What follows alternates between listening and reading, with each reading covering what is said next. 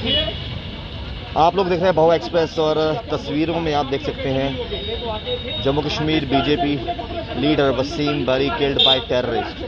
तो ये रोष यहाँ पर दिख रहा है।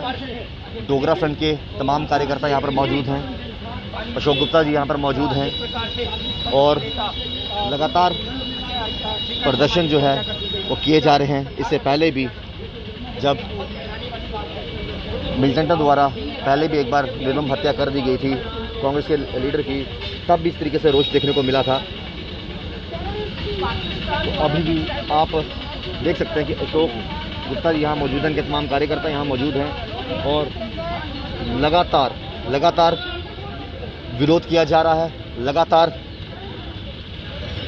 श्रीनगर की बात करें या जम्मू कश्मीर की बात करें तो लगातार कोशिशें यही की जा रही हैं कि यहाँ की शांति को भंग कैसे किया जाए। जम्मू कश्मीर यूटी की बात करें 5 अगस्त 2019 से लेकर अभी तक लगातार प्रोटेस्ट की।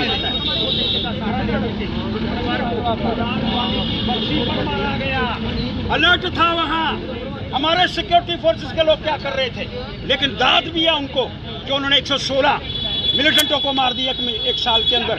ये भी एक विषय है, लेकिन जांच का विषय है, ये जांच होनी चाहिए।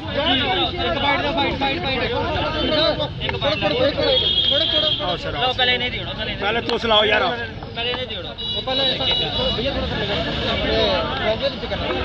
सर, ये जो वसीम को मारा गया है भारतीय जनता पार्टी के नेता को, या नेता की बात नहीं करना चाहता हूँ, मैं बात करना चाहता हूँ 3 हिंदुस्तानी मार दिए गए और उनके सिक्योरिटी गार्ड वहाँ नहीं थे। क्या ये बुरहान वानी के इस सारी व्यवस्था के अंदर साजिश थी? क्या उनके साथ मिलकर के वहाँ नहीं थे? ये जांच का विषय है, ये जांच होनी चाहिए और इस जांच को लेकर के मैं मांग करना चाहता हूँ एक इंक्वायरी होनी चाहिए और उन लोगों को पनिशमेंट देनी चाहिए जो वहाँ नहीं थे। क्या अंदर खाते वो बुरहान वानी की बर्सी पर उनसे मिले हुए थे, फिर वहाँ प्रेजेंट क्यों नहीं थे? इसलिए मैं मांग करना चाहता हूँ ये जो वसीम बारी मारा गया है, इसकी हत्या की गई है इसके परिवार के अंदर, लेकिन एक सुखद समाचार भी है। 116 मिलिटेंट आर्मी और सीआरपी के और जेकेपी के लोगों ने मारे। आज बुखला गया पाकिस्तान। आज पाकिस्तान की हालत फ्लड जैसी हो गई है, तिनके को सहारा, आज वैसी परिस्थितियां पैदा हो गई हैं। इसलिए मैं मांग करना चाहता हूं इसकी जांच होनी चाहिए और वो जो परिवार, राष्ट्रभक्त परिवार, हिंदुस्तानी परिवार हमसे लग हुआ है, उसके लिए नमन करते हैं और सद्भावना, एक अच्छी वातावरण उनको सहने की शक्ति दे, वैसी एक प्रार्थना करते हैं।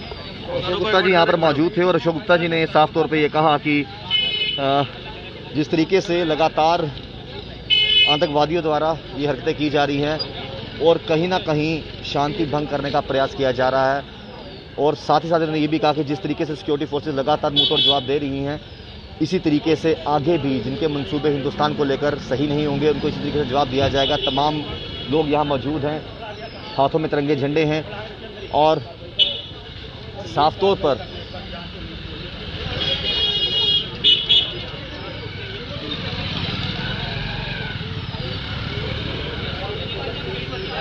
कल की बात करें और जिस तरीके से मैंने ये भी कहा कि मैं ये नहीं कहता कि वो 3 नेता थे, मैं ये नहीं कहता वो 3 कार्यकर्ता थे, लेकिन बड़ी बात ये आती है कि 3 हिंदुस्तानी हैं।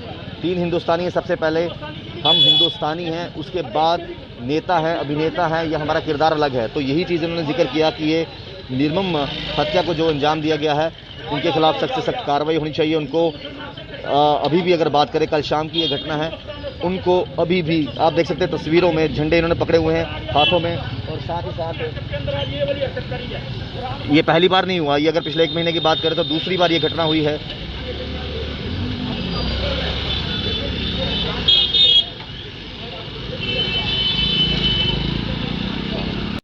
लेकिन ये बर्दाश्त भी नहीं करेंगे हम लोग।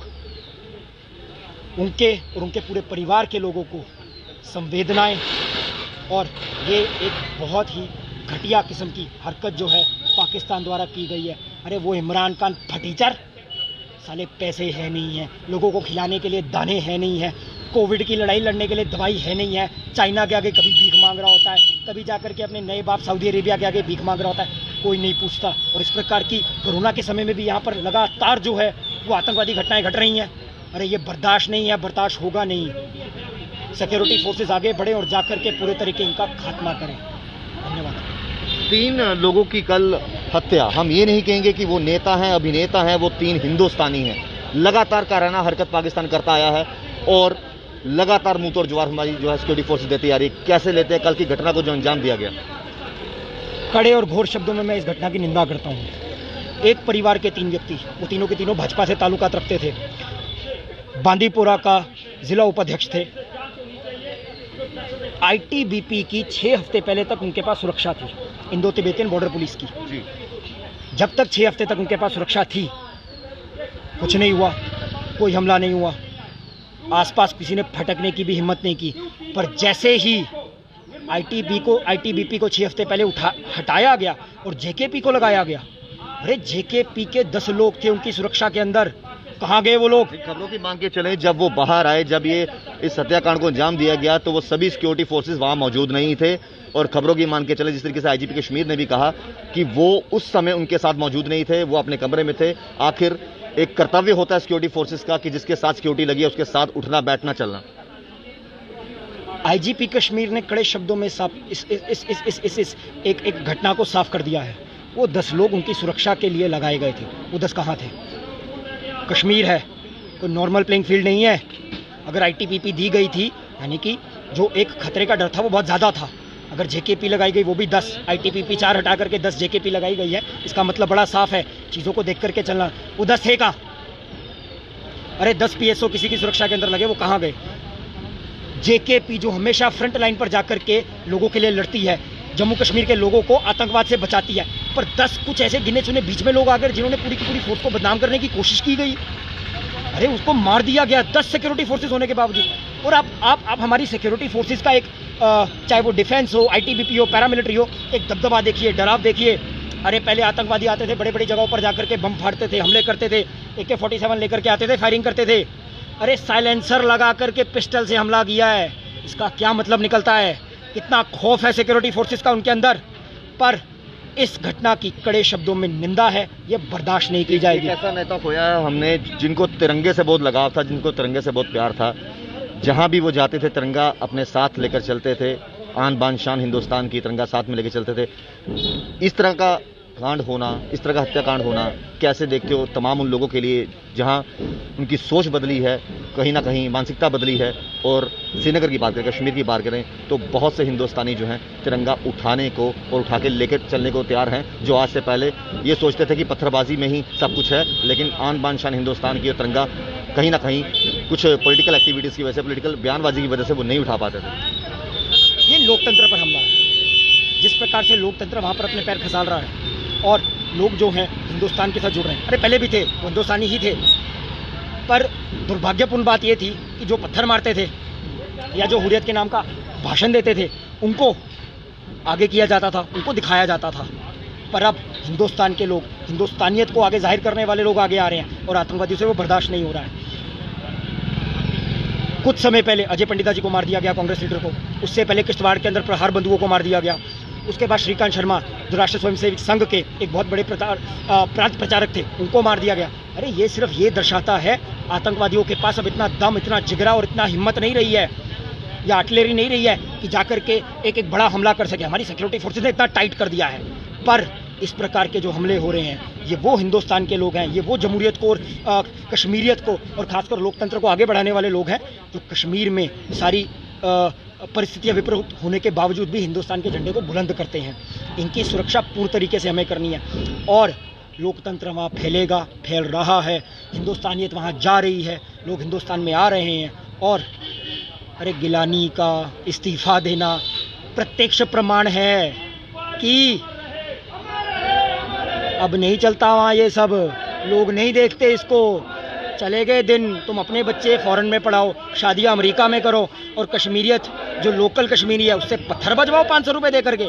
चले गए दिन, पत्थर मारने खुद आकर के मार लो, हिम्मत नहीं है, इस्तीफा दे दिया। और एक फेक लेटर निकला था। पहले अगर कोई ऐसी बात होती थी, सीना चौड़ा करके कहते थे नहीं हमने निकाला है, हमने बंद करने को कहा है। अब नहीं होता। क्या कहा उसके परिवार के लोगों ने?